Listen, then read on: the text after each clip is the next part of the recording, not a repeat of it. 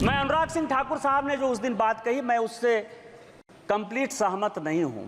मैं अनुराग सिंह ठाकुर जी की तरफ से माफी मांगना चाहता हूं इस सदन में।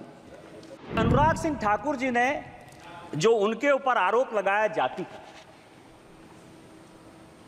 तो जाति है ही नहीं ना कि जो मैं हूं वो दिखता नहीं, मैं जो दिखता हूं वो मैं नहीं, तो वो साधु है कि जात में पूछो साधु की। आज इस देश का प्रधानमंत्री पिछड़ा है, चाय वाला है, बैकवर्ड है, और यदि वो ओबीसी सुरक्षा की बात करता है और जिस दिन वो एक बार ओबीसी सरकार की बात करता है तो आप ओबीसी करते हो।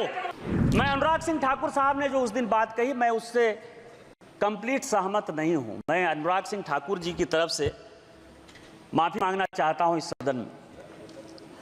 लेकिन क्यों? इसीलिए कि अनुराग सिंह ठाकुर जी ने जो उनके ऊपर आरोप लगाया जाति का, तो जाति है ही नहीं ना। आप ये समझें कि वो कहते हैं कि जो मैं हूं वो दिखता नहीं, मैं जो दिखता हूं वो मैं नहीं, तो वो साधु है। और इस देश में कहा गया है कि जात में पूछो साधु की, साधु का जाति नहीं पूछना है। और जब साधु का जात नहीं पूछना है तो अनुराग सिंह ठाकुर जी ने गलती कर दी कि उनसे जात पूछ लिया। लेकिन मैं आपके माध्यम से कांग्रेस पार्टी और सारे अपोजिशन से जवाब पूछना चाहता हूं कि आप ये बताइए कि इस देश में कई एक ऐसे लोग हैं जिनको की धर्म में आस्था नहीं, कई एक ऐसे लोग हैं जिनको जाति में आस्था नहीं है, वो अपना किस तरह से जातिगत जनगणना करेंगे? जिस पद पर राम सुभग सिंह, चरण सिंह, जगजीवन राम, अटल बिहारी वाजपेयी, इस तरह के बड़े बड़े लोग रहे, जिस जगह पर शरद पवार जैसे लोग रहे, वाईबी चौहान जैसे लोग रहे, उस जगह की गरिमा का क्या हरासमेंट कर रहे हैं इस बजट में अराजकता फैला के, इस बजट का नकारात्मक पहलू दिखा करके आप जातिगत जनगणना की बात करते हैं। इसी बजट में जाता है, यही टैक्स है, इसी टैक्स के आधार पर जाता है। और मैं स्पीकर महोदया, अध्यक्ष महोदया, आज मैं बहुत कुछ चीज लेकर आया हूं। मैं 1952 से लेकर 1990 तक का कांग्रेस का मैनिफेस्टो लेकर आया हूं।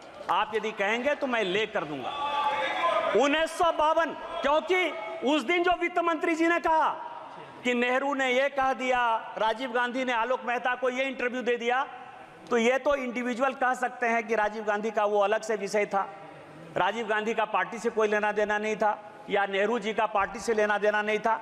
लेकिन जो कांग्रेस मैनिफेस्टो, क्योंकि बार बार ये कह रहे हैं कि कई एक चीजें हमने कांग्रेस के न्याय पत्र से लिया, तो कांग्रेस के न्याय पत्र से लिया, तो ये पूरा का पूरा जो मैनिफेस्टो है 1952 से लेके 1990 तक पूरा असेसमेंट किया।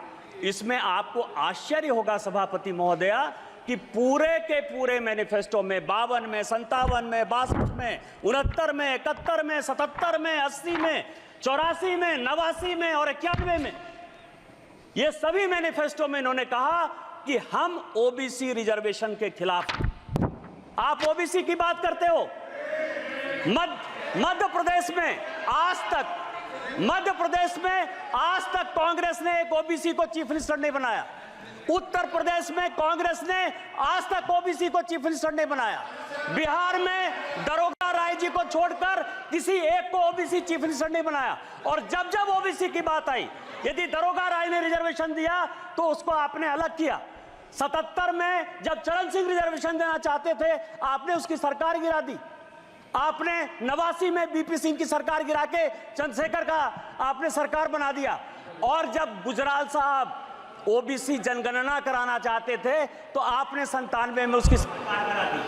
आप प्रधानमंत्री जी के दिए पर खेल रहे हो।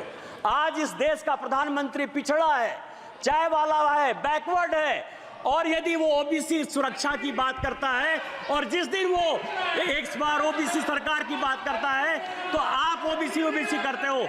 इसीलिए कांग्रेस का कोई मुंह नहीं है ओबीसी के बारे में। और प्रधानमंत्री जी ने जो एजेंडा सेट किया, कृष्ण की तरह चारों तरफ आप बिलबिला रहे हो और सारी ऑपोजिशन की पॉलिटिकल पार्टी कौरव की तरह प्रधानमंत्री के एजेंडे पर ओबीसी ओबीसी चिल्ला रही है और ओबीसी का कोई कल्याण यदि होगा, यदि आप में ताकत है, यदि आप में ताकत है तो 2011 में ओबीसी रिजर्वेशन जो कराया वो क्यों नहीं इंप्लीमेंट हो पाया?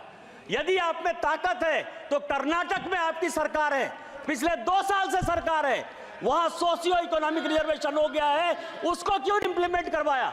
इसलिए नहीं करवाया कि इस्लाम और क्रिश्चियनिटी 2 ऐसे धर्म हैं जो जाति की बात नहीं करते हैं और उसमें 86 जाति क्रिश्चियन की और 56 जाति मुसलमान की, उसको ओबीसी बैक दरवाजे से, पीछे के दरवाजे से आप मुसलमान और क्रिश्चियन को रिजर्वेशन देना चाहते हो ओबीसी में, इसीलिए आपकी हैसियत नहीं है और इसीलिए आप जातिगत जनगणना की बात करते हो। यदि